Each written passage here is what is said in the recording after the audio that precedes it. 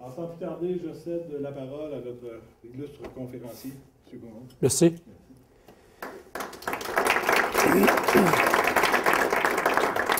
Alors moi, ce que je vous propose aujourd'hui, c'est de vous parler un petit peu de ma démarche personnelle dans Mines Virginia, bien sûr. Je vais insister sur un point particulier qui est notre stratégie corporative et notre stratégie d'exploration. Vous allez voir, je veux vous illustrer que le fait qu'on ait défini dès le départ ces points importants-là, surtout notre stratégie d'exploration, c'était un point extrêmement important. C'était la base sur laquelle on a construit Mines Virginia, cette stratégie-là. Et je vous le mentionne parce que si un jour, certains d'entre vous veulent se partir en affaires, c'est important que vous définissiez un plan d'affaires et que vous y adhériez pendant longtemps. Nous, ça fait 20 ans qu'on adhère avec un plan d'affaires qu'on a défini dès le départ et on n'a jamais s'éloigner. On ne s'est jamais éloigné de ce plan d'affaires. Alors, vous allez voir dans la présentation, je vais insister là-dessus. Ce matin, en me levant, je me suis dit, ouais, je suis à Rouyn-Noranda, on a découvert Éléonore, je ne peux pas ne pas parler d'Éléonore.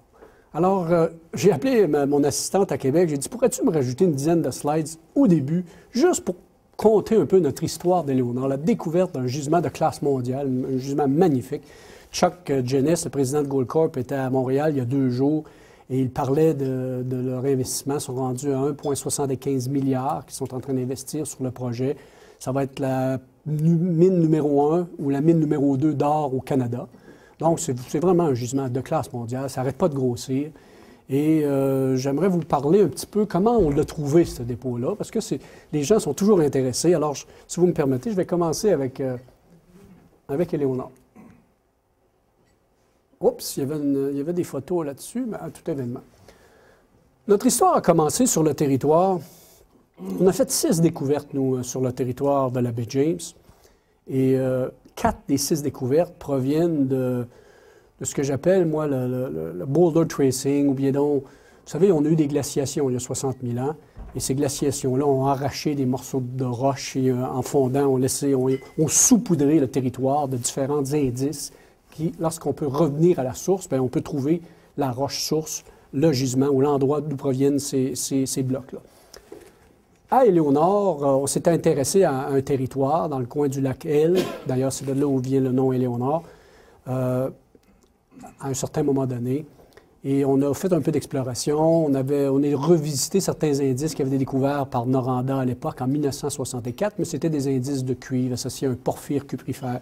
Noranda n'avait pas vraiment bien décrit le contexte géologique. On a changé pas mal le modèle et on s'est intéressé au territoire. Alors, après un certain temps, après une couple d'années d'exploration, à un moment donné, on a trouvé un boulder, un fameux bloc qui arrivait de je ne sais où. Vous savez, ces blocs-là peuvent être transportés pendant 50 km, 100 km, d'où ça vient. Mais on s'est vraiment intéressé. Il titrait 23 grammes d'or.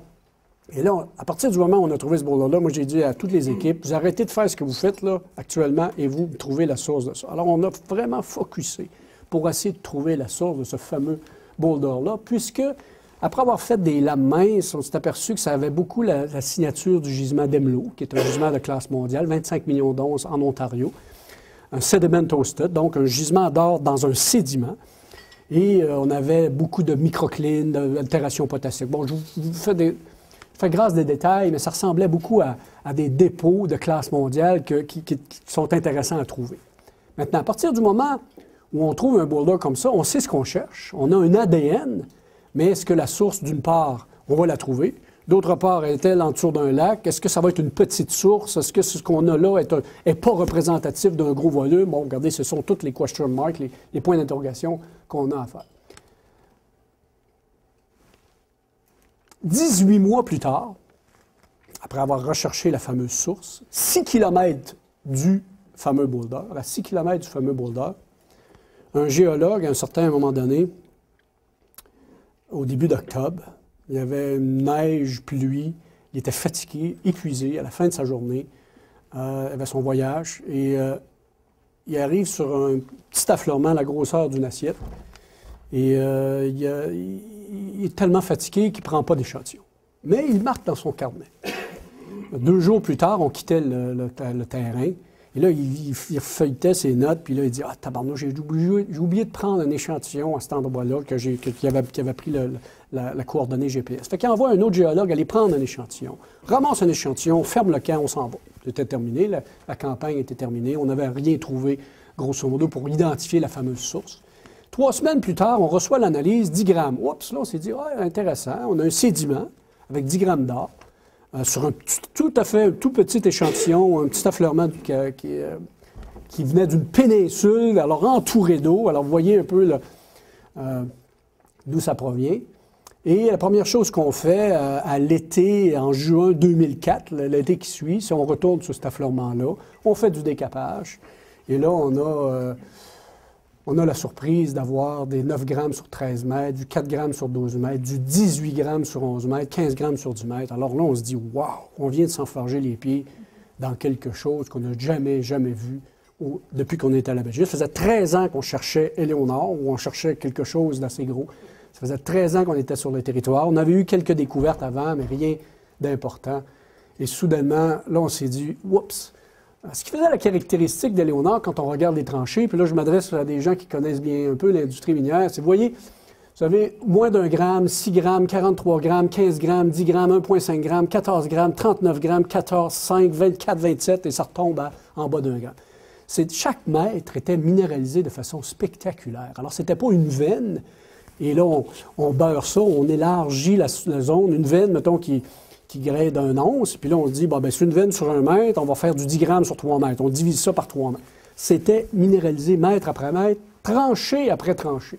Alors, vous voyez les premières tranchées, les valeurs étaient entre 9 et 12, 13 mètres, donc c'était large, c'était consistant, avec un contact très franc, et les valeurs, mètre après mètre, étaient très, très, très consistantes.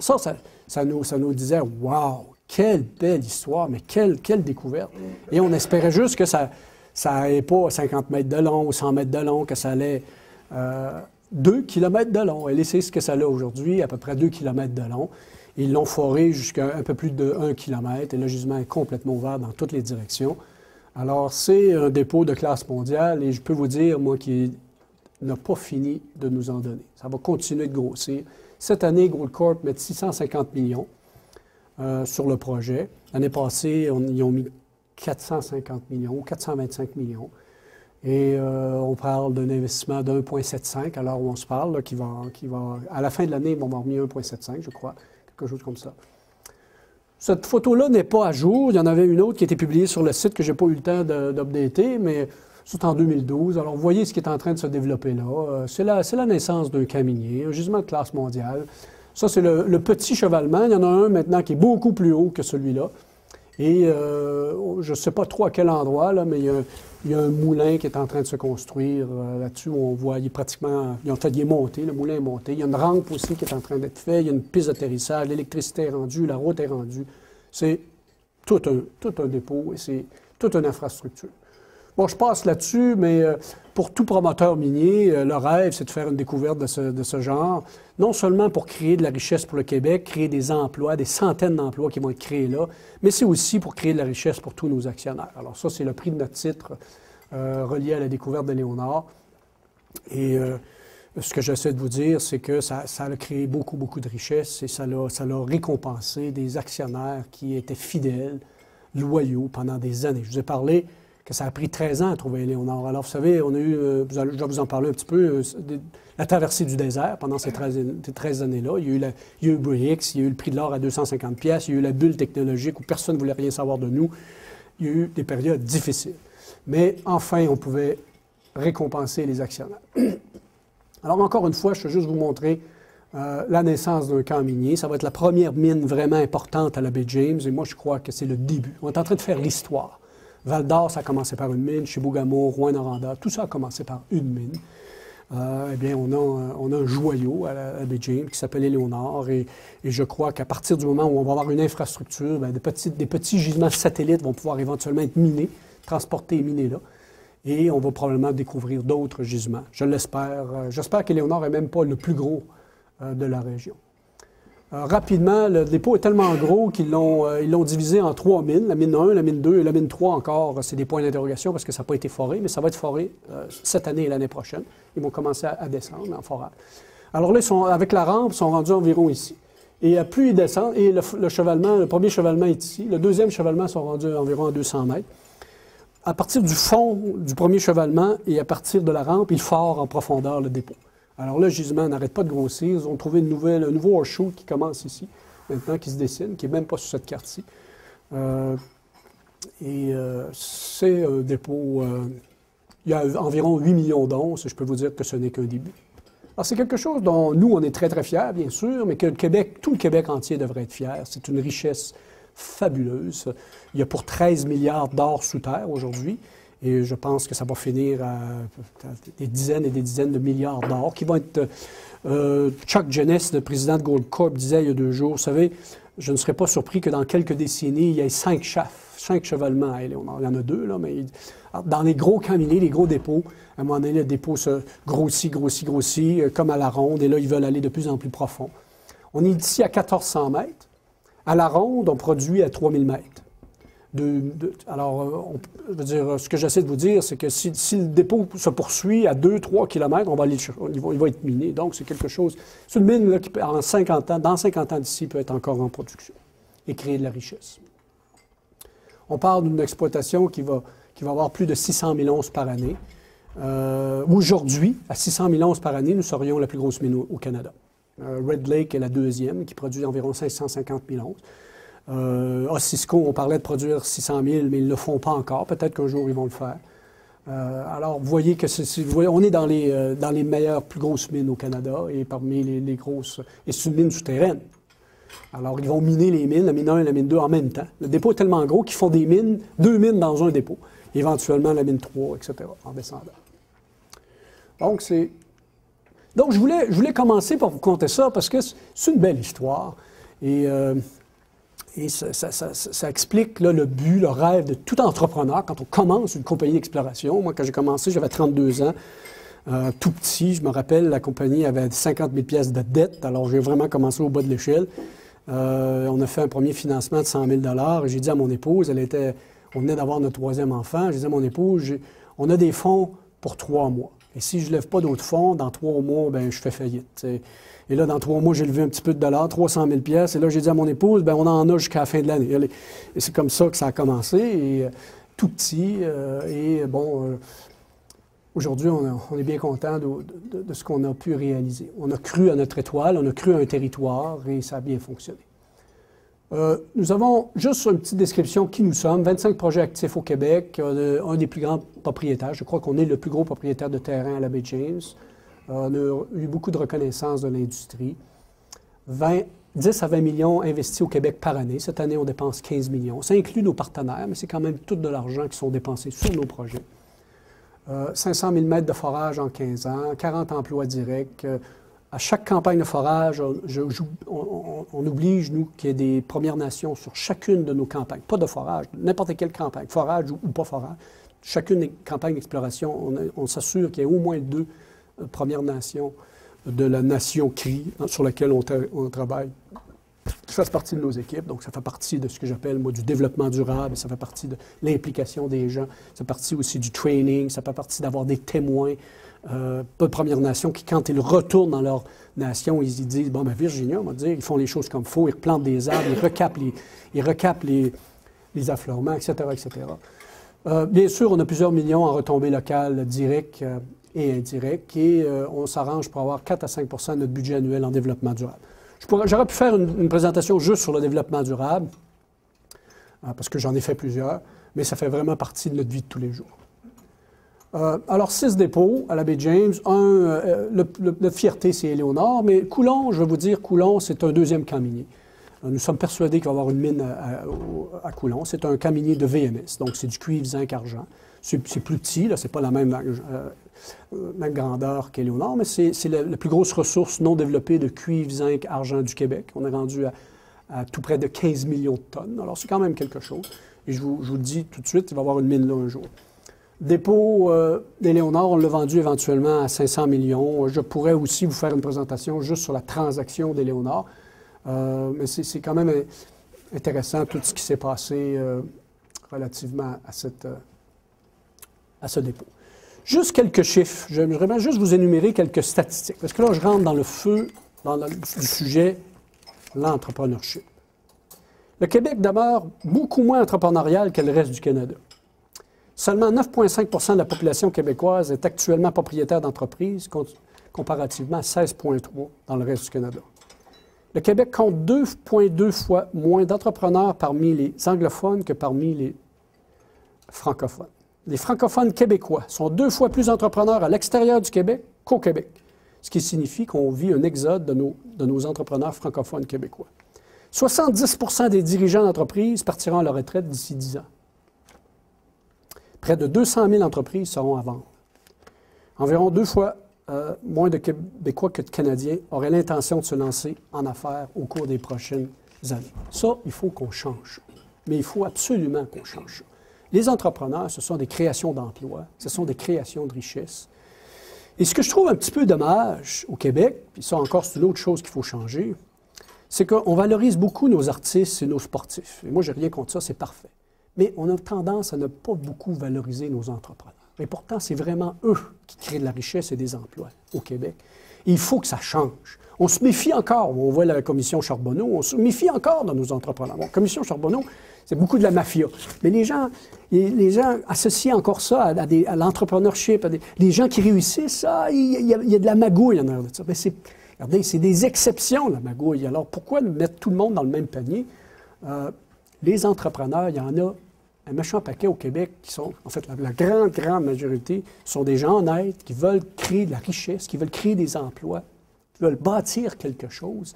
Et il faut valoriser ça vis-à-vis des jeunes pour qu'on assure une pérennité à notre entrepreneurship. Je veux juste vous citer un entrepreneur exceptionnel, Michel Dallaire, un bonhomme vraiment exceptionnel. Je siège sur un conseil d'administration avec lui. Il est président de Cominor, c'est le deuxième plus gros parc immobilier au Canada. Lui, il dit, quand on construit un immeuble à partir d'un champ, on a le sentiment de laisser quelque chose qui va nous succéder. C'est un bel héritage, une immense satisfaction. Bien, c'est ce que chaque entrepreneur ressent. Bâtir quelque chose. Moi, je dis toujours, quand on naît, je crois que chaque personne, quand il naît, il veut bâtir quelque chose. Bon, parfois, la vie nous emmène dans un tournant qui fait qu'on stérilise ou on tue petit à petit cette imagination, cette créativité-là. Bon, ça, c'est la vie souvent qui nous emmène dans un endroit ou un autre. Mais chaque personne en soi a besoin de créer quelque chose. Et il faut encourager cette créativité-là. Parce que c'est comme ça qu'on crée des business. Et il n'y a rien de plus tripant sur la terre que de créer de la richesse, quelle qu'elle soit. Il n'y a rien de plus tripant. Et créer des emplois. C'est vraiment le fun.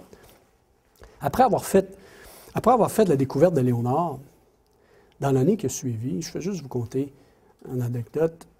On se promenait dans toutes sortes de congrès, à New York, à San Francisco, à Toronto, à Calgary, à Rouen, à Vancouver, un peu partout. Des congrès que l'on fait annuellement. Et les gens venaient à moi avec des bouteilles de champagne, des bouteilles de brandy, toutes sortes de choses en me disant « M. Gaumont, j'aimerais tellement vous remercier. Grâce à vous, ma fille va à telle université. » Puis là, c'est un policier de New York. Grâce à vous, on s'est acheté un chalet à tel endroit, moi et mon épouse. Grâce à vous, on a fait un voyage. Vous avez changé, parfois petit, parfois en gros, notre vie, parce qu'on a cru en vous et on a fait beaucoup. Vous avez créé de la richesse et on vous remercie. Je vous dis ça parce que à chaque fois, j'en avais la chair de poule. Et ça, c'est quelque chose que j'aimerais revivre un jour, mais que je vous souhaite à tous, parce que c'est vraiment, vraiment trippant. Partir une junior d'exploration. Bon, rapidement, mon cheminement personnel, j'ai commencé, moi, à titre de géologue d'exploration, comme Michel, comme peut-être certains d'entre vous, Serge, et j'ai travaillé en exploration, et un jour, un soir, février 1987, je reçois un appel, j'étais dans les cantons de l'Est, je travaillais pour une compagnie qui s'appelait Tertiary Consultants, et un bonhomme qui me dit « André, on cherche un analyste minier à Montréal, on entend parler que tu connais pas mal ça, tu avais créé un fonds, d'investissement à l'université. Bon, tu as déjà joué dans la bourse, etc., etc.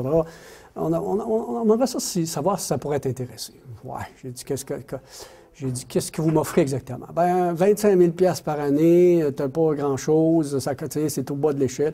Je me rappelle, je gagnais 70 000 $, tout était payé, mon auto, ma maison était payée à l'époque par la compagnie. Et là, j'ai raccroché, je disais à mon épouse, on s'en va à Montréal la semaine prochaine. Elle dit, hein? Elle était enceinte du deuxième, et là, on disait, ouais, j'ai accepté une job à 25 000 $. Elle a dit, ouais, 25 000 $?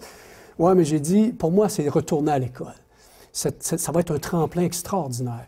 Je vais apprendre tout le côté financier de la business. Je vais me développer un réseau de contacts avec toutes les compagnies minières, parce qu'en étant analyste, je couvrais toutes les compagnies minières. Je vais apprendre comment ça fonctionne, la bourse un peu plus en détail, la commission des valeurs immobilières, un paquet d'affaires. Finalement, j'ai sauté dans le bain, et c'est une opportunité que la vie m'a présentée. Et pour moi, c'était retourner faire un baccalauréat ou une maîtrise en finance. C'était une expérience extraordinaire. Par la suite, j'ai eu un offre. J'ai resté 3 ans analyste. Par la suite, j'ai resté 3 ans dans un autre groupe où ils m'ont approché. Ils ont dit, André, on aimerait ça que tu te joindrais à nous, spécialiste financier et technique, vice-président d'une compagnie. Il y avait 3 compagnies au sein du groupe minier. Ça m'a appris, moi, à comment fonctionne une société publique. Alors, le conseil d'administration, la gestion de compagnies publiques. Bon. Ça, c'est mon cheminement personnel, mais j'essaie juste de vous dire que quand tu es géologue, on ne connaît pas nécessairement comment fonctionne d'une part une compagnie publique et d'autre part comment fonctionnent les financements. Moi, c'était ma démarche pour pouvoir apprendre. C'était encore une fois retourner à l'école. C'était pour moi des tremplins pour pouvoir monter et arriver à l'endroit où je voulais, c'est-à-dire partir ma propre business un jour. Chaque personne peut avoir sa démarche personnelle, différente. Ça n'a pas d'importance. L'important, c'est, parfois, des fois, on a des accélérateurs, on a des mentors qui peuvent nous aider. Le mentorat est très important. S'inspirer de gens qui peuvent nous aider, qui ont une belle expérience et qui peuvent dire, ben regarde, tu devrais faire ci, tu vas faire ça, tu sais, tu vas peut-être pouvoir raccourcir ton trajet pour arriver à ton but. Et c'est ce que le mentorat fait. Alors moi, je vous encourage, si ça vous intéresse, le mentorat, entourez-vous de gens qui ont passé par là, qui peuvent vous aider à vous donner un coup de main et vous conseiller. Alors, encore une fois, plusieurs chemins mènent à Rome. Il n'y a pas aucun chemin qui est mauvais dans la mesure où on arrive à notre but. Maintenant, quand j'ai commencé Mines Virginia, là, je me suis dit, ouais, il y a des milliers de sociétés d'exploration dans le monde. Comment puis-je me distinguer? Comment je puis avoir une saveur, une identité, un ADN, quelque chose qui me distingue des autres, quelque chose qui va faire que quand j'arrive puis je cogne à la porte d'un investisseur, bien, je ne vais pas dire « Ouais, OK, tu as un produit intéressant. » C'est différent des autres. Parce qu'à partir du moment où tu es comme toutes les autres, bien là, regardez, tu n'as pas grand-chose qui te distingue. Au tout début, je ne savais pas que j'allais être concentré dans le nord du Québec. Moi, j'ai fait le tour du monde en première année. Je me suis promené un peu partout en Afrique, en Colombie. Bon, je me promenais, j'évaluais toutes sortes de projets. Puis là, sans être mêlé, je me disais « Ouais, où c'est que je vais me concentrer? » Je savais que je devais me concentrer à un endroit, mais je ne savais pas encore statuer. Parallèlement à ça, j'envoyais des petites équipes avec des budgets. Mon premier budget d'exploration dans la baie James, 5 000 $. Je demandais à mon géologue de se promener sur le bord de la route et de ramasser des échantillons de til, la gravelle, sur le bord de la route, mettre ça dans des chaudières, envoyer ça au lab, voir si on ne trouvera pas des grains d'or. À un moment donné, on a trouvé 69 grains d'or dans un échantillon. J'ai dit, c'est terminé, fini le reste du monde entier, ça se passe dans le nord du Québec. À partir de ce moment-là, j'ai décidé qu'on s'intéressait à la baie James. Et à partir de ce moment-là, j'ai statué qu'il n'était pas question de m'éparpiller, de m'en aller dans 3 provinces, dans 3 pays en même temps. Il fallait que je focus. Et c'est devenu la base de Mines Virginia, le fameux focus. Notre vision à long terme, c'est sûr qu'à partir du moment, moi, où je disais « je focus au Québec », bien, je voulais devenir le meilleur explorateur du Québec. C'est pas compliqué, c'était incontournable. Je voulais qu'on développe la meilleure équipe d'exploration du Québec. That's it, that's all. C'est non négociable. Alors, pour moi, ça voulait dire diminuer le risque, accélérer les découvertes, ça voulait dire avoir du succès. Assurer une pérennité aussi à nos activités, c'est-à-dire que parfois, les sociétés, ils ont un peu d'argent, ils trouvent des choses intéressantes, mais en bon québécois, ils meurent sur le bord du trou. C'est-à-dire qu'ils ne se rendent pas jusqu'à vraiment valoriser ce qu'ils ont trouvé. Et ça, je ne voulais surtout pas que ça m'arrive. Donc, je disais toujours, faut pas porter le flanc, faut pas que je me rende faible. Alors, donc, je me arrangeais toujours pour avoir un certain fonds de roulement. Peut-être pas au tout début, parce que j'ai commencé vraiment au bout de l'échelle, mais à un certain moment donné, je voulais m'assurer d'avoir assez d'argent pour pouvoir passer à travers les périodes difficiles. Découvrir de nouveaux camps miniers, bon, ça c'est facile à dire au tout début. Hein. Moi, je veux découvrir des nouveaux camps miniers. On en a trouvé 2, Coulon et Léonard, mais c'était vraiment notre but à long terme, et on espère encore qu'on va en trouver d'autres. Encore une fois, c'est ça que je veux que vous reteniez de la présentation. Ça a été très important pour moi. Identifier une stratégie corporative, identifier une stratégie d'exploration. Vous allez voir que ma présentation tourne beaucoup autour de ça parce que dans la première année, j'ai mis beaucoup de temps à définir ça, de façon à avoir une recette que je voulais suivre et que je n'ai pas arrêté de suivre en 20 ans. Jamais on s'est éloigné d'exactement les mêmes critères qu'on avait mis il y a 20 ans. On ne s'est jamais éloigné de ça. Stratégie corporative, c'était pas trop compliqué. Souvent, on dit, c'est aussi important de dire ce que tu veux pas être que ce que tu veux être. Bien, moi, je veux pas être producteur. C'est clair, je veux pas être producteur. Moi, mon monde d'expertise, c'est l'exploration. You do what you do best. Alors moi, je disais, on va être explorateur. Si on trouve de quoi, on va le vendre. Optimalement, alléluia, on va se garder une royauté. C'est ce qu'on a fait avec Éléonard, puis je vais vous en parler un petit peu à la toute fin. Pour pouvoir assurer notre pérennité, encore une fois, et assurer éventuellement un autofinancement. Mais ma niche, c'est l'exploration. Point à la ligne. Stratégie, parce que je dis souvent aussi, vous savez, c'est pas parce qu'on est médecin qu'on est chirurgien. Alors, c'est pas parce qu'on est explorateur qu'on est un bon mineur. Hein? C'est 2 mondes différents, hein? Un mineur et puis explorateur. C'est pareil comme la chirurgie puis être un médecin de famille. C'est des affaires. Même si c'est dans le même domaine, ça n'a rien à voir. Alors, il faut savoir ce que tu veux faire, et y croire, et sticker, là, coller à cette stratégie. Ma stratégie d'exploration, elle, j'ai mis du temps. J'ai assez peaufiné ça. Je vais vous conter un peu ma démarche. Je faisais le trajet Québec-Montréal, je viens de Québec, toutes les semaines, en auto, toutes les semaines. Puis j'allais voir des financiers. Surtout dans les premières années, on avait besoin d'argent continuellement. Et là, j'allais compter mon histoire. Et sur le trajet, c'était 3 heures aller, 3 heures retour, je me posais toujours la même question. Comment puis-je réinventer l'exploration? Qu'est-ce que je peux faire pour être imaginatif dans des nouveaux financements? Mais la question qui revenait tout le temps me hanter, comment puis-je augmenter mes chances de découverte? Vous savez, la chance, là, c'est une notion divine, abstraite un petit peu, divine, non palpable, la chance, c'est la chance. J'ai pas besoin d'aller plus loin là-dessus. Et là, je me disais, quand on veut gagner la loterie, il faut s'acheter plusieurs billets. Mais quand on veut trouver un gisement, Et là, je me suis aperçu, après un certain temps, que je ne me posais pas la bonne question. La question, c'était pas « Comment puis-je augmenter les chances de découverte? » C'était « Comment puis-je diminuer mon risque d'exploration? » Et ça, c'est des vases communicants. Tu diminues ton risque, tu augmentes tes chances. Mais en diminuant mon risque, par des actions que je peux contrôler, là, je ne suis pas à la merci du destin. Je peux contrôler certaines actions. Je suis jusqu'à un certain point à la merci du destin, mais je peux contrôler une bonne partie de l'équation en disant, je vais baisser mon risque, et si je le fais sur une longue période de temps, la chance va être au rendez-vous. Ça a toujours été ma philosophie. Si je baisse mon risque le plus bas possible, parce qu'on est dans un domaine risqué, et je le fais sur une longue période de temps, à un moment donné, la chance, ça va finir par arriver. Les gens disent toujours, on provoque notre chance. C'est un peu ça. On a fait 6 découvertes. Ma philosophie est la suivante. On a fait 6 découvertes au Québec. Ma philosophie est la suivante. Il n'y a pas une seule des découvertes qu'on a fait qu'on ne mérite pas.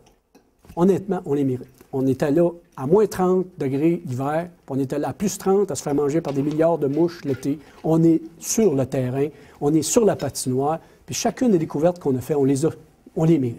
Maintenant, là où la chance joue un rôle, puis là c'est mon côté humble, c'est est-ce que ça va être gros, la découverte? Est-ce que ça va être petit? Est-ce que ça va être riche? Ah là, je n'ai aucun contrôle. Mais au moins, on fait ces découvertes-là. Et c'est sûr qu'au bout de la ligne, dans le fait de l'équation, tu as la chance qui joue. Mais si tu en fais plusieurs, tu augmentes tes chances qu'à un moment donné, certaines d'entre elles vont être des grosses découvertes, comme ça nous est arrivé. Alors, les fameux 5 points qui ont défini notre stratégie d'exploration, vous les voyez. Focus, vous l'avez mentionné tout à l'heure. À partir du moment où tu focuses dans un endroit, ben, tu deviens un expert. Tout ça, c'est interrelié. Si tu deviens un expert, ben, tu attires des partenaires. Tu deviens l'expert de la région. Tout le monde veut s'associer à toi. On a 19 partenariats aujourd'hui avec 14 partenaires différents. Pourquoi? Parmi les plus grosses sociétés minières au monde. Pourquoi? Ben, les gens disent, ouais, mais nous autres, c'est les meilleurs dans cette région-là. On peut tout aussi bien s'associer avec eux. Alors, mais pour ça, il a fallu qu'on a focusé pendant des années dans un territoire pour développer cette notoriété et cette expertise. Alors, le focus, c'était vraiment important. Nous, on a décidé de focuser dans le Nord. C'est un secteur vierge. C'est un secteur où je pouvais prendre des grandes positions de terrain. Malheureusement, on ne peut pas faire ça ici à Rouen, parce que c'était de contrôler le territoire. Je ne dis pas qu'on ne peut pas trouver des mines ici. C'est un autre plan de match, mais moi, c'était important de prendre des grandes positions de terrain. J'avais un bonhomme, on parlait de Mantora, j'avais un bonhomme qui s'appelait Pierre Lassonde, que j'ai rencontré à quelques reprises au tout début de ma carrière. Et Pierre me disait, land possession is not something, André, land possession is everything. Lui, il disait, le monde est de plus en plus petit. Tous les secteurs hot dans le monde sont jalonnés par quelqu'un. Si tu peux trouver des secteurs hot au Québec et prendre une position de terrain, juste ta position de terrain en soi vaut quelque chose. Et ça, moi, ça m'avait marqué. Bien sûr, l'expertise. Encore une fois, plus tu deviens un expert, plus tu diminues ton risque. Hein, voyons, c'est sûr. Plus tu es bon, bien, moins tu vas perdre ton temps dans un secteur qui n'est pas trop hot, puis plus tu vas pouvoir pinpointer les secteurs hot, puis plus tu vas diminuer ton risque d'exploration. Encore une fois, normalement, c'est moi qui aurais dû fermer mon téléphone, je suis désolé. Encore une fois, plus on devient un expert, bien, plus c'est facile d'attirer des partenaires. Diversification, pour moi, c'est différentes choses. C'est plusieurs billets de loterie. Hein. Si on ne mise que sur une propriété, bien là, puis c'est pas bon, bien l'année où on a découvert Éléonore, on avait 20 ou 25 projets. Si quelqu'un m'avait demandé, le 1er janvier, André, tu vas faire une découverte cette année, une découverte majeure. Quel projet ça va être? Je n'aurais pas dit Éléonore. Tu ne sais pas laquelle va être la découverte. Au début, là, tu ne sais pas. Parce que c'est tellement impondérable. En fait, ça a pris 1 an avant que je dise à mes gens, enfin, on a une mine. Imaginez, à 4 foreuses sur le dépôt. Ça a pris 1 an avant que je puisse dire on a une mine. Même au début, je ne savais même pas que j'avais une mine parce qu'il fallait que ça grossisse jusqu'à un certain point pour pouvoir dire on a un dépôt qui va faire une mine. Et faire tout ça sur le long terme. Le long terme, c'est important, la fameuse pérennité. Alors, ces 5 points-là, c'est la base de Virginia. On n'a jamais éloigné de ça. Et encore aujourd'hui, moi, je peux vous dire que, regarde, je ne jure que par ces 5 points-là. Encore une fois, ma question, il fallait que je me pose, comment puis-je diminuer les risques? Mais c'est égal à augmenter ses chances. Puis tu fais ça sur le long terme, ces 2 points-là, avec des actions que tu contrôles, donc tu continues de focusser, développe ton expertise, partenariat et diversification. Puis je vous parlais tantôt de l'importance de la diversification, parce que ça a eu une importance importante dans certaines périodes de notre existence. Plus tu focuses, le partenariat aussi, qui est intéressant, c'est qu'on a des partenaires avec des IM Gold, KGM, Gold Corp, des grosses sociétés. On a 2 partenaires avec Anglo American. Bon, un paquet de compagnies. Puis dans notre histoire, on a eu 160 partenariats avec 160 compagnies différentes. À peu près toutes les compagnies minières au monde, on a fait un deal avec. Quand on a des management comités, qu'on s'assoit, qu'on parle du projet sur lequel on s'est intéressé, bien, les autres, ils nous parlent de leur expérience qu'ils ont en Chine, en Australie, en Afrique du Sud, sur des modèles similaires aux nôtres. Alors, on apprend aussi nos partenaires. Eux apprennent de nous, de notre géologie qu'on a ici, mais nous, on apprend d'eux. Alors, c'est du win-win. Tout ça fait qu'on augmente notre expertise. Et la diversification, quand on regarde de l'or dans des formations de fer, de l'or dans des intrusions, dans des shear zones, dans des veines, dans des sédiments, dans toutes sortes de contextes, quand on regarde du nickel dans des comatites ou dans des intrusions à la style Voisey's Bay, quand on regarde du cuivre porphyre ou des cuivres dans toutes sortes de contextes sédimentaires et tout, eh bien, on a différents modèles géologiques. Encore une fois, on augmente notre expérience. Et plus on fait ça sur du long terme, plus on devient bon. C'est pas sorcier, ça. C'est pas juste nous. N'importe qui fait ça va devenir le meilleur de sa région. Plus tu augmentes ton expertise, plus tu augmentes ton partenariat. Tout le monde veut s'associer à toi. Et plus c'est facile de lever des fonds. Parce que tu as une réputation. Tu te présentes à un endroit, puis là, ils se disent « Ouais, Vous autres, là, on entend parler de vous, puis parce que vous avez donc une bonne réputation. Tout le monde, même les majeurs, disent de vous, vous êtes hot, vous êtes hot. Fait que là les financiers, ils se disent, on aime bien mieux s'associer aux ceux-là qui sont les meilleurs. Alors, c'est plus facile de lever des fonds. Ma fameuse équation, plus tu augmentes ton expertise, plus tu diminues ton risque, plus tu augmentes tes chances de découverte. Juste pour vous dire qu'on dit souvent que ça prend 5 000 ou 2 000 indices pour trouver une mine, bien, les odds sont contre nous. Alors, il faut en trouver. Nous, on trouve, je dis toujours, on trouve des centaines de showings par année. On a juste 6 dépôts, là. Vous voyez, là, l'équation, là. Puis il y a des années, c'est vraiment des centaines de showings. Mais les odds sont contre nous, mais il faut en trouver. Plus tu en trouves, plus tu trouves des dépôts, plus tu vas finir par trouver le gros dépôt. Juste un petit peu, ça c'est notre titre, la variation de notre titre avec le prix jusqu'à la découverte de Léonard. Je vais juste vous montrer les périodes qu'on a passées à travers. Là, je pourrais passer beaucoup de temps là-dessus, mais je vais essayer d'être bref. Mais les points qui définissent notre stratégie, quel rôle ça a joué au tout début de notre histoire, c'est sûr que le partenariat et la diversification étaient importants. Moi, quand je pouvais développer un projet, il allait me chercher un partenaire. Ça m'aidait à financer. C'est lui qui supportait le poids financier du projet. En même temps, ça m'emmenait une crédibilité. Là, je commençais à m'installer, à me faire un nom. Et la diversification aussi, j'avais différents projets, autant dans les métaux de base que dans l'or. À un moment donné, on a fait une première découverte, la Grande Sud, et là, j'ai fait un paquet de financement. En fait, j'ai levé en un an 15 millions de dollars. Je pourrais vous conter des anecdotes là-dessus. Mais à un moment donné, je me suis fait même reprocher, André, tu lèves peut-être un peu trop, tu devrais attendre, ton stock va monter encore, tu lèveras plus tard. J'ai dit, écoutez, j'arrive de très petit, moi je vais être sûr que je vais être capable de passer, on ne sait pas si le prix de l'or, parce que le prix de l'or va monter à 450 $ US l'once, je ne sais pas si le prix de l'or va redescendre, alors je veux me parer au mauvais coup.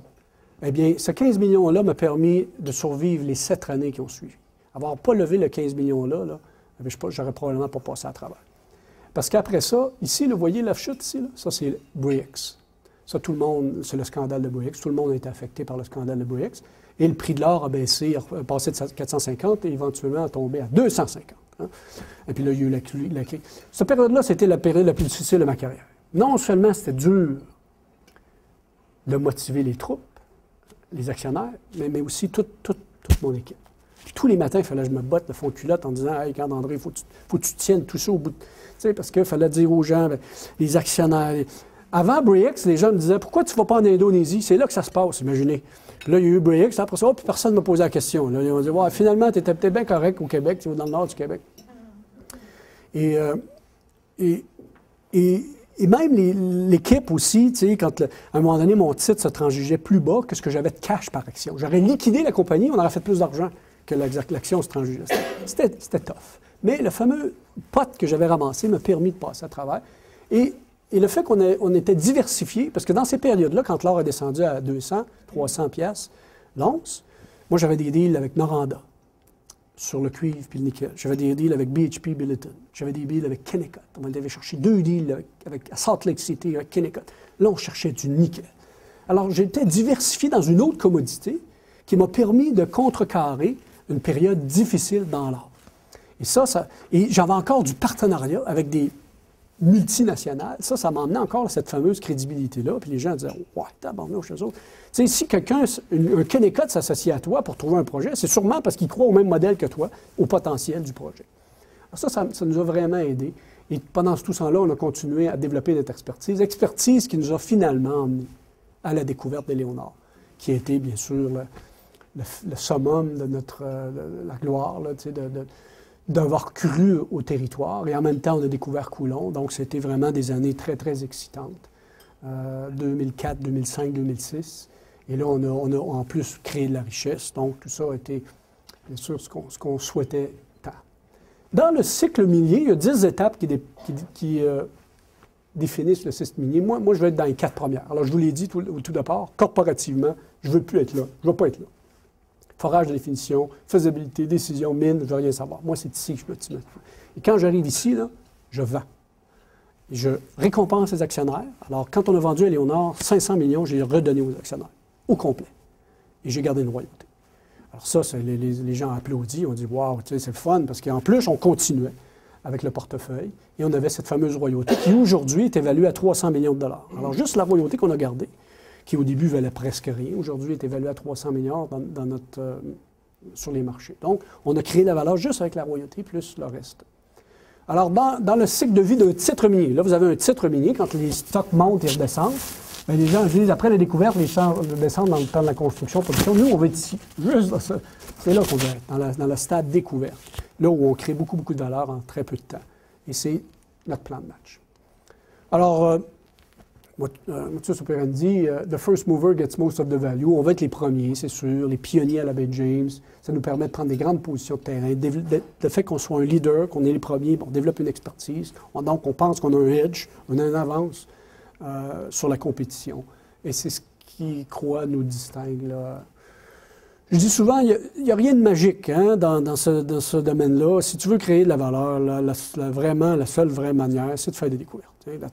Ça passe par là. Pour un explorateur, ça passe par là. Alors, nous, on a fait 3 découvertes de petits dépôts, un dépôt de classe mondiale, la plus grosse ressource de cuivre d'argent et une ceinture de nickel, platine, palladium très intéressante.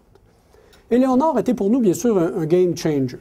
Je disais toujours, on est des project generators, un générateur de projets. Et grâce à Éléonore, bien là, on est devenu un royalty holder, un détentrice de royauté. Donc, ça l'a ajouté à notre corporate profile, puis ça nous a permis, ça nous permet aussi de dire, bien là, on va pouvoir assurer une pérennité, s'auto-financer pendant des décennies à venir. Donc, c'est le rêve d'un explorateur, de pouvoir dire, je ne peux plus bouger de me financer, plus de dilution. Je peux même devenir la première société d'exploration profitable au monde. Alors, c'est le fun, tout en continuant notre mission, trouver des dépôts.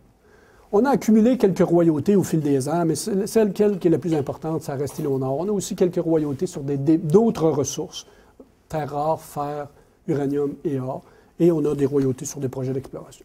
Mais vraiment, c'est vraiment Éléonore qui est l'actif le plus important. Les gens me demandent souvent, André, quelles ont été les périodes les plus tough, les plus faciles, mettons, dans tes dernières 20 ans? Bon, je vous ai parlé un petit peu, motiver l'équipe et les actionnaires dans les périodes difficiles. Bien, je vous dis, c'est tough. C'est tough sur le moral, parce que ça gruge ton énergie.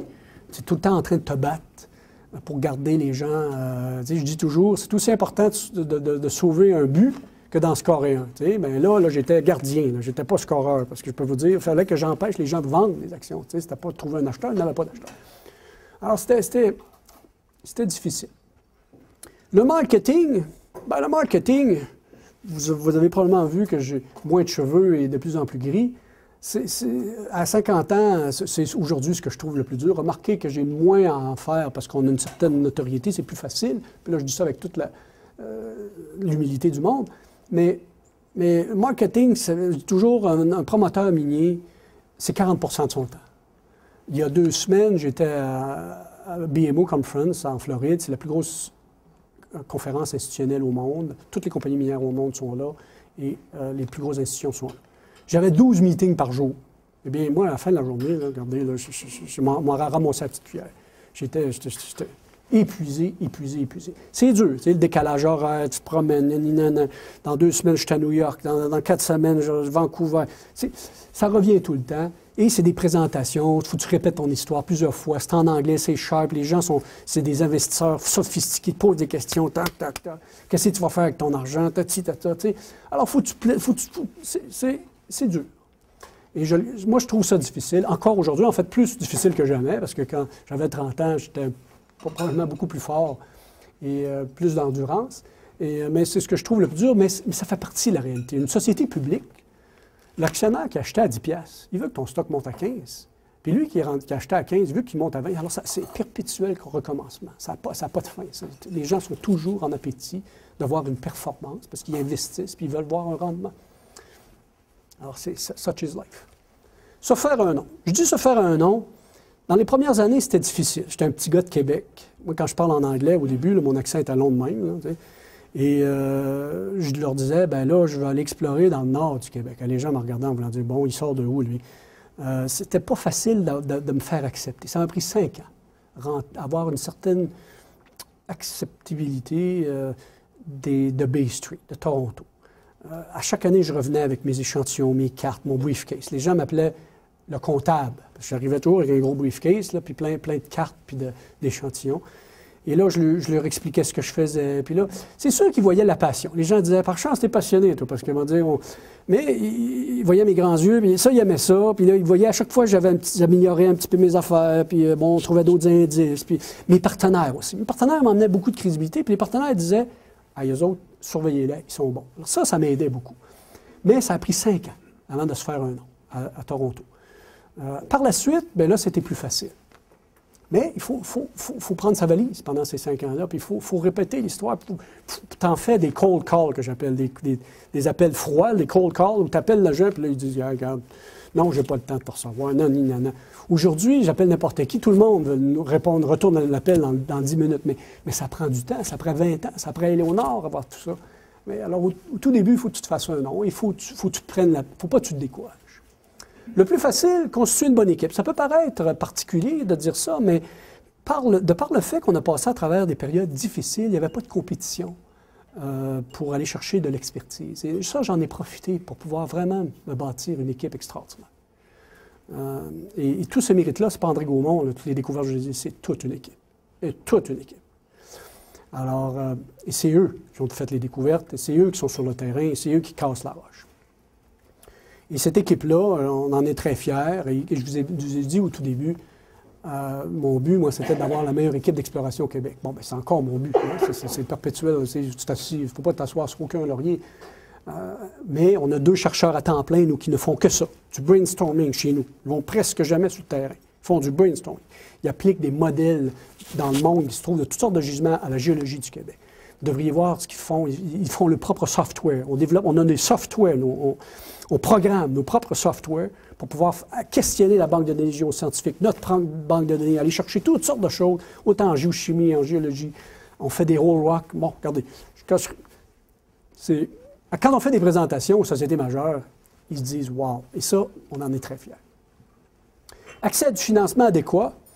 Ça, encore une fois, ça peut paraître particulier de dire c'était facile de trouver du financement. Je ne dirais pas dans les premières années. Mais au Québec, maintenant, on a des SIDEX, SODEMEX, Fonds FTQ, Caisse de dépôt. C'est-à-dire on a des entités magnifiques que toutes les provinces du Canada et d'autres juridictions dans le monde nous envient. Pour un promoteur minier qui se part avec une belle histoire, je peux vous dire, moi, que ces compagnies, ces institutions-là vont le backer, certainement pour partir. Ça, c'est quelque chose. C'est unique au Québec et ça nous donne un accès facile, du moins pour un start-up. Et pourquoi pas? Moi, je dis toujours à un promoteur qui se part, le marché va te donner 3 ans. Mais 3 ans, c'est quand même quelque chose. C'est pas 6 mois ou 1 mois, 3 ans. C'est sûr que dans ton 3 ans, il va falloir que tu délivres quelque chose, il va falloir que tu donnes quelque chose, que tu t'arrives avec des résultats. Mais tu as quand même un certain temps pour pouvoir t'organiser. Et ça, c'est Québec Inc. Et ça, je félicite ce qu'on a. Je ne peux pas ne pas vous parler des perspectives d'avenir, parce que il y a possiblement des entrepreneurs dans la salle. Puis là, moi, je veux juste vous dire, bon, on a eu des records dans les prix des métaux. Ça rebaisse un petit peu, mais quand même, on est en haut dans les moyennes historiques. La croissance asiatique, elle est phénoménale. On a une pénurie de géologues, de mineurs, de géophysiciens, d'ingénieurs miniers dans le monde. Et les Québécois, tout le monde s'arrache des géologues et foreurs du Québec, parce qu'on a la réputation d'être les meilleurs au monde. Alors, vous êtes dans la bonne business. Je peux vous dire ça, moi, ceux qui sont dans le domaine minier. Qui dit pénurie de tout ça, dit pénurie d'entrepreneurs miniers. Hein? On a une pénurie d'entrepreneurs. Alors, il faut renouveler ça. Et c'est pour ça que je me suis associé à la chaire, comme Michel. Et c'est pour ça que ça me tient à cœur. Je suis aussi sur un autre groupe là, avec Pricewaterhouse sur l'entrepreneurship minier. On est en train de développer une stratégie. Alors, il y a quand même des choses qui se font au Québec, mais il manque d'entrepreneurs et ça nous en prend. Rappelez un petit peu la demande de métaux. Les pays émergents, 1,3 milliard de personnes qui deviendront des citadins, tous ces gens-là ont besoin d'infrastructures. Bon, je fais grâce à la population mondiale. Je ne me rappelle pas combien on va être de milliards dans 2025 ou 2030, mais c'est beaucoup plus qu'aujourd'hui. 75 autos par 1000 personnes en Chine, 550 en Amérique du Nord. Mais en montez ça à 250, juste ça, là, la moitié des États-Unis, là. Puis vous n'avez pas idée combien ça prend de fer, Une auto électrique là, ou hybride, c'est 70 à 100 de plus de cuivre par auto qu'une auto normale, conventionnelle. Du zinc pour le galvaniser. Alors, vous voyez, c'est là qu'on s'en va. Alors, c'est sûr et certain que les prix vont monter et on va avoir besoin de ressources. Si toute l'humanité vivait, exploitait et consommait les ressources comme le fait les pays occidentaux, ça nous prendrait 3 planètes. Alors, ça dit tout. On ne découvre pas assez de gros gisements pour satisfaire la demande. Hein, on a connu ce qu'on appelle le peak oil. Bien là, on est en train de connaître les peaks métaux, bien des métaux. La production d'or et de cuivre a augmenté de 10 depuis 2005, malgré que les prix ont triplé. Ça dit tout. Les prix ont triplé, vous auriez pu dire, donc la production, on va compléter ça. Non, on n'est pas capable de doubler la production. Ça prend plus de temps à trouver des gisements, les développer, les mettre en production. Les teneurs sont plus basses. Alors, ça a augmenté juste de 10 pendant que les prix ont triplé. Donc, tout ça augure bien. Et ça prend... Vous savez, Léonard, c'est un gisement de classe mondiale. On l'a découvert en 2004. Il va être mis en production à la fin 2014. Imagine, c'est un gisement facile, un des plus beaux. Alors qu'imagine quand les diamants, ça fait plus de 15 ans, là, puis il va être en production en 2016, lui, qu'ils disent, de Stornoway. Alors, quand c'est moins facile, moins évident, ça prend de plus en plus de temps. Alors, ça prend du temps maintenant. Oui. Et la production provient de plus en plus de pays à risque, et ça, c'est pas très bon. Les compagnies minières ne veulent pas être exposées juste dans des pays à risque. Ils veulent avoir des bases fondamentales dans des pays stables, comme ici. Même si tout ce qui se passe actuellement dans la taxe minière nous fait passer de temps en temps dans les pays non stables, là, mais...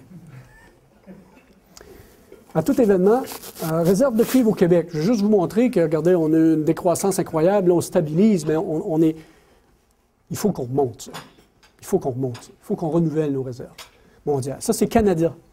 La seule place où ça remontait un petit peu récemment, c'est dans le cuivre. Toutes les autres ont été en décroissance. Zinc, nickel, plomb.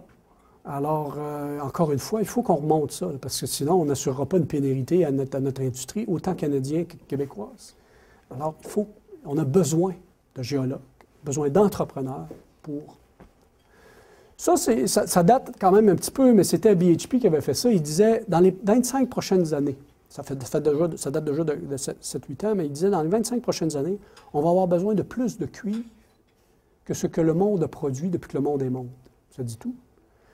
Alors, vous voyez un peu la demande, juste en cuivre, phénoménale. On a des smelteurs ici en cuivre. On est obligé d'importer les concentrés.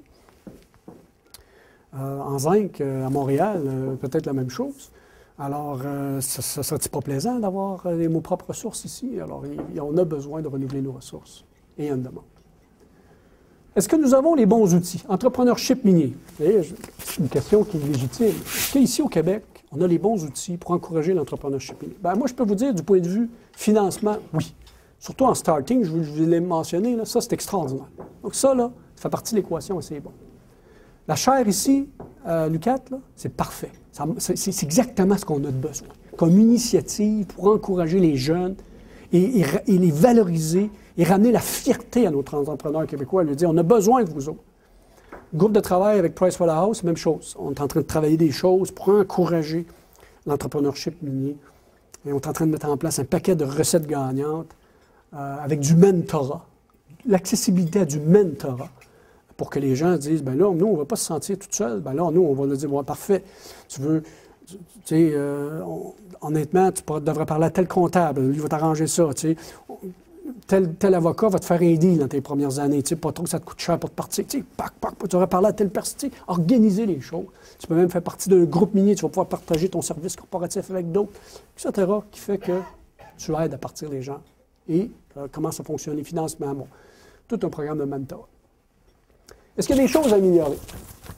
Alors moi, j'ai commencé comme analyste. Vous avez vu dans ma démarche, j'ai toujours dit, si on pouvait avoir plus d'analystes financiers au Québec, en Ontario, à Toronto, 95% des analystes miniers deviennent un jour présidents de sociétés publiques. Ils deviennent des entrepreneurs. Si on avait plus d'analystes ici, financiers, miniers ou autres, je suis persuadé qu'un jour, ces gens-là vont se partir en business. Dans la grande majorité. On devrait encourager la formation de nos analystes. Tous nos analystes sont faits à Toronto. Pourquoi qu'on n'a pas nos analystes ici à Montréal? Il n'y a pas de raison qu'on gère des milliards et on n'a même pas nos gens ici. Il n'y a pas de raison. Alors moi, je pense que c'est quelque chose. D'ailleurs, je parle de ça avec certaines institutions pour voir comment est-ce qu'on pourrait trouver des solutions. Instaurer un cours d'initiation en se lançant en affaires. Ça devrait être un cours au choix dans n'importe quelle université. Pour que tu sois en génie forestier, en biomédical, en médecine, n'importe quoi. Tu vois dans ta liste de cours au choix, cours initiation en entrepreneurship. Je suis persuadé que quelqu'un qui a une graine d'entrepreneur, qui a ça dans le sang, son père, son oncle, ouais, ça il tente, lui, il irait prendre ce cours-là, puis peut-être que ça pourrait faire la bougie d'allumage qui ferait que, oups, cette personne-là deviendrait un entrepreneur. On devrait avoir ça. Valoriser et récompenser les entrepreneurs, créateurs de richesse. Bien, moi, je trouve encore, je l'ai mentionné au tout début, au Québec, on ne valorise pas assez. On devrait donner des prix, des bourses. On devrait dire aux gens, hey, être entrepreneur, dans bien des juridictions, dans bien des pays, ceux qui réussissent, là, ils sont élevés au niveau des stars. Les mêmes stars que Céline Dion, puis les grands chanteurs ou les sportifs. Bon, ici, on a la liberté. Mais dans ceux-là qui réussissent, là, on n'amène pas au même niveau des communards de ce monde, ou des gens qui ont beaucoup... Bon, il y en a quelques-uns. Les bombardiers, oui, c'est vrai. Les gens coutus, c'est vrai. Mais c'est l'exception de l'exception, des marais. Il faut valoriser, récompenser nos entrepreneurs pour lancer un message à la nouvelle génération. C'est hot, c'est valoriser, la société va vous applaudir. En conclusion, j'aimerais juste vous lire ma conclusion, parce que j'avais écrit, puis je reviens un petit peu à ce que je vous ai dit tout à l'heure. L'importance pour l'entrepreneur de prendre le temps de se définir son modèle d'affaires. C'est vraiment le message que je voulais lancer. You do what you do best. Pour moi, ça a été la clé de mon succès. Je suis persuadé qu'un entrepreneur qui ne prenne pas la peine de baliser leur modèle ou modifie leur stratégie au gré des modes et des cycles des métaux sont voués à un cuisant échec. Tous ceux-là qui changent au gré des vents, là, oublie ça, là, regarde, ils vont se casser la gueule. Les gens vont dire « Ouais, mais tu nous as dit telle affaire l'année passée, là, tu es rendu dans telle autre affaire. C'est quoi? Là? » Tu peux, à l'occasion, peaufiner tes affaires. C'est correct, c'est normal. Tu n'as pas nécessairement la vérité infuse au départ, mais il faut que tu mettes beaucoup d'emphase sur définir ce que tu veux faire. Et il faut que tu stick to it. Je dirais que pour être un bon entrepreneur, il faut y mettre beaucoup d'énergie. Il faut y mettre du temps. On dit souvent que l'entrepreneur est une personne prête à mettre en jeu sa carrière et sa sécurité financière pour mettre en œuvre une idée, un rêve, une vision. Alors, j'encourage les jeunes à s'entourer de mentors. Le mentorat, j'en ai parlé, c'est bien, bien important. Ça peut vous épargner des échecs et surtout accélérer votre apprentissage. Moi, mon expérience d'entrepreneur a changé ma vie. J'ai appris beaucoup de choses, non seulement du point de vue des affaires, mais surtout au niveau humain. Ça m'a permis de rencontrer des gens extraordinaires et de vivre des expériences vraiment fascinantes. L'entrepreneuriat est l'un des principaux moteurs de notre économie. Si on veut multiplier les emplois, on se doit de multiplier les entrepreneurs. C'est un maillon névralgique pour la création de richesses dont le Québec a tant besoin, plus que jamais. La culture entrepreneuriale est un enjeu de société qu'il faut encourager, valoriser et développer tous ensemble. Voilà.